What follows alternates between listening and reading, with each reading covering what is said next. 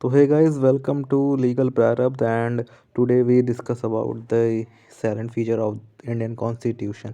तो आज हम पढ़ने वाले हैं silent feature of the Indian constitution कानून के जो साइलेंट फीचर हैं, जो क्या तत्व हैं उसके।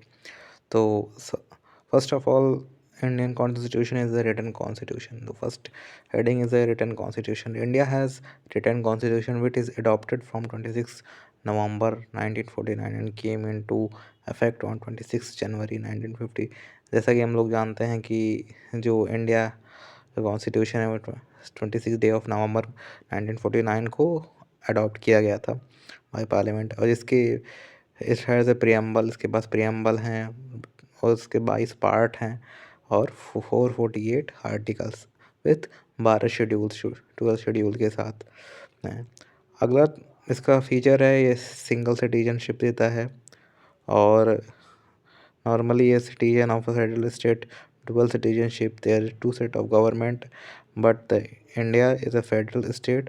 मतलब यहाँ जैसे बाकी कंट्रीज़ में जैसे होता है कि टू सिटीजनशिप होती है, जैसे एक तो पहले वो उस देश के नागरिक हैं और उसके बाद उस शहर जहाँ पे रहते हैं वहाँ के नागरिक हैं। बट यहाँ सिंगल सिटीजनशिप है, इंडिया में सिंगल सिटीजनशिप का रूल है।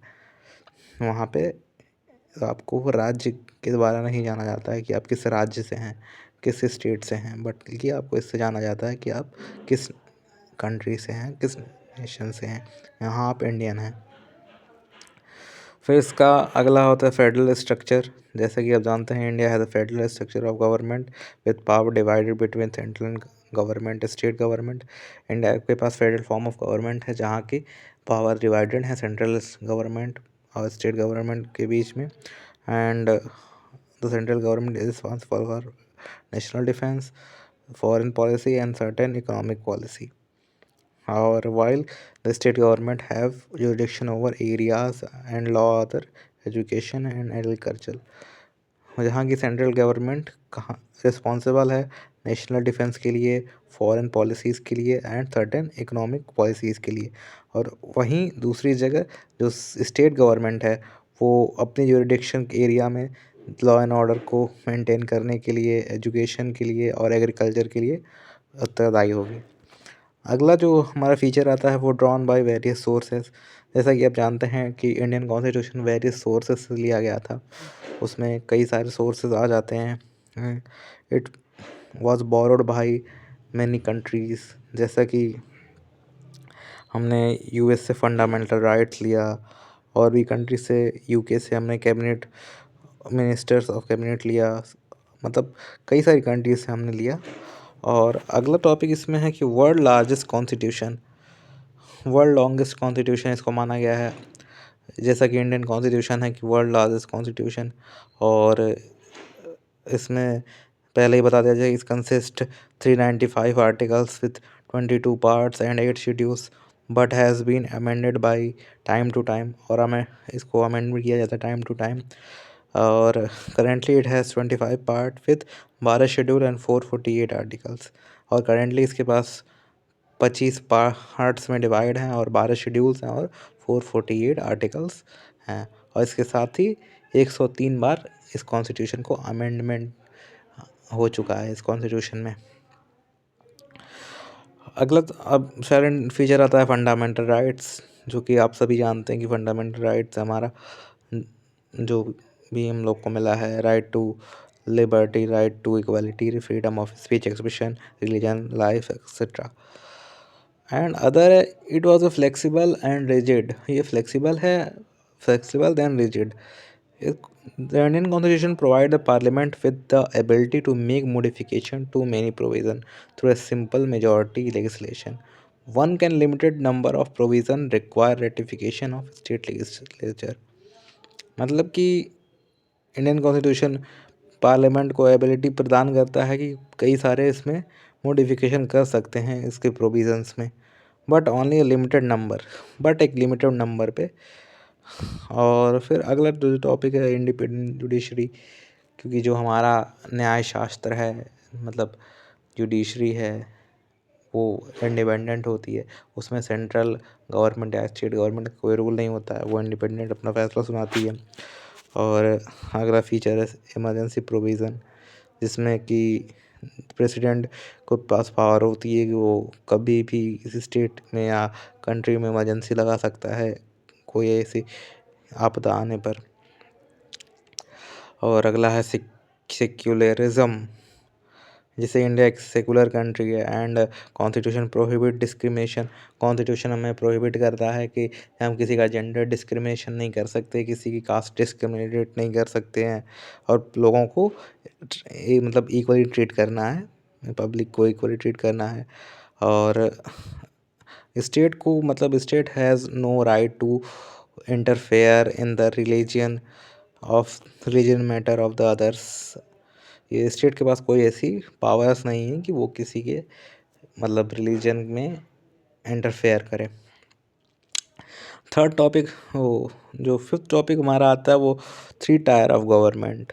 जैसा कि आप जानते हैं कि जो Indian constitution originally called dual polity including describing structure of authority centre and state, जैसा कि इसमें दो सेंटर और स्टेट गवर्नमेंट है और later third level of governance भी इसमें अडॉप्ट की गई, जिसको कहा गया local government, which is absent from the 73rd and 74th constitutional amendment के द्वारा ये थर्ड लोकल गवर्नमेंट को भी लाया गया था 1992 में।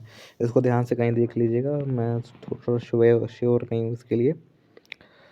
उसके बाद फिर आता है पार्लियामेंट्री सिस्टम ऑफ गवर्नमेंट, जो कि यूके से लिया गया था। आप सभी लोग जानते हैं India has a parliamentary system of government which execute account to legislature, मतलब executive, legislative, judiciary, parliamentary form government है। कोऑपरेटिव सोसाइटीज़ हैं इसमें कई सारी, जैसे कि ना कोऑपरेटिव सोसाइटी में 97 कॉन्स्टिट्यूशनल अमेंडमेंट में 2011 में constitutional status protection of cooperative societies आया था।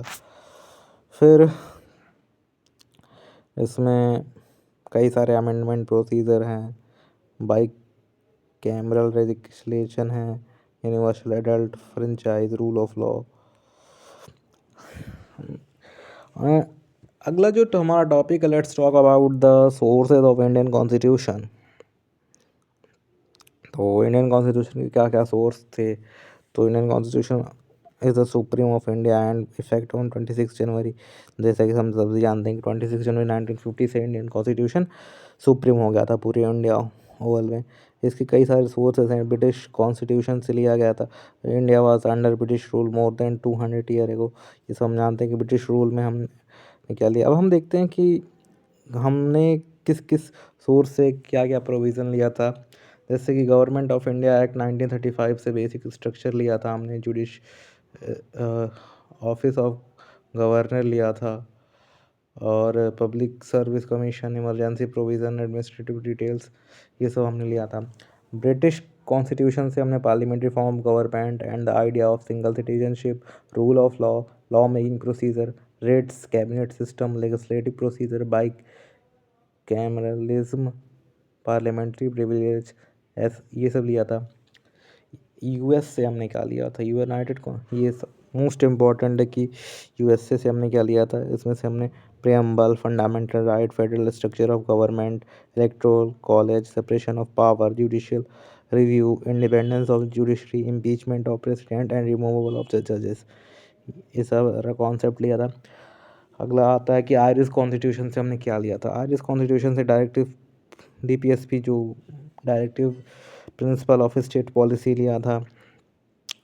Method of election of president, nomination of member, कि कैसे कैसे हम किस प्रकार राष्ट्रपति का चुनाव करते हैं, और members, nomination of member of Rajya Sabha के मेंबर्स को कैसे नॉमिनेट करते हैं।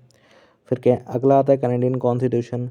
उसमें quasi federal form of government के बारे में बताया गया है, क्योंकि हमने क्वासी फेडरल ऑफ गवर्नमेंट के लिया, उससे distribution of power between centre and state, राज्य और सेंटर के बीच पावर का जो भी डिस्ट्रीब्यूशन है कैसे हुआ था, वो लिया था।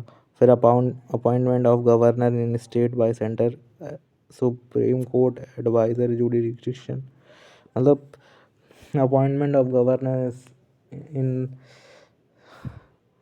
मतलब अलग अलग स्टेट में गवर्नर के अपॉइंटमेंट कैसे होते हैं सेंटर के द्वारा, वो लिया था। अगला आता है ऑस्ट्रेलियन कॉन्स्टिट्यूशन। उसमें से हमें freedom of trade, commerce with in the country and between the state concurrent list, इससे क्या ये लिया था हमने, एक freedom of trade and commerce with in the country and between the state, और अगला है कॉन्करेंट लिस्ट जो कि 7th शेड्यूल में दिया हुआ है आपके। नेक्स्ट आपका आता है फ्रेंच कॉन्स्टिट्यूशन। तो फ्रेंच कॉन्स्टिट्यूशन तुमने क्या लिया था, तो आइडियल ऑफ लाइबर्टी लिया था, equity, fraternity in the preamble concept of the Republic, ये लिया था हमने। फिर constitution of Soviet union USSR से हमने क्या लिया था, fundamental duties, ideas of justice, economic and political, जो भी है ये लिया था।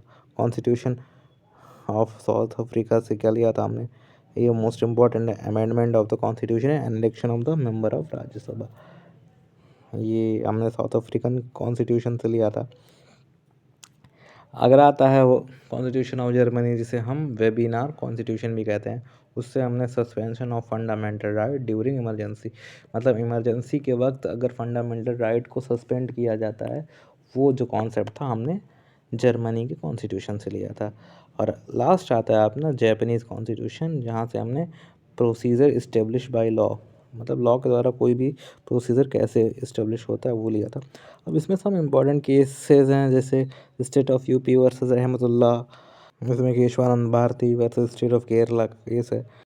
सो ये कुछ इम्पोर्टेंट केस लॉज हैं जो तुम देख लेना, ये एग्ज़ाम पर्सपेक्टिव से बहुत इम्पोर्टेंट होते हैं, तो एक बार अपनी बुक में देख लेना, कई सारे केस लॉज होंगे।